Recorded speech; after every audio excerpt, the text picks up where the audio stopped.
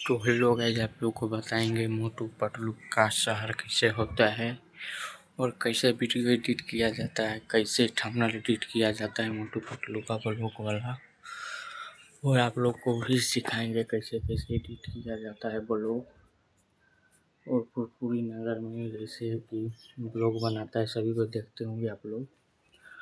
Thumbnail किस चीज़ से edit किया जाता है, कौन ऐप लगता है, वीडियो एडिट करने में कौन कौन सा ऐप लगता है, ये सब आज हम बताएंगे हमें अपना ब्लॉग में।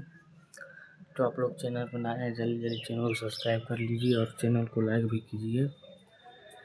ठीक, अगर ये वीडियो पर अगर 1 लाख व्यू चल गया तो हम पूरा बता देंगे थंबनेल कैसे एडिट किया जाता है, वीडियो कैसे एडिट किया जाता है, कैसे कहाँ से और कहाँ से फोटो आना जाता है, कैसे कैसे वीडियो एडिट किया जाता है, सब बताएंगे अगर ये वीडियो पे 1 लाख व्यू चला है।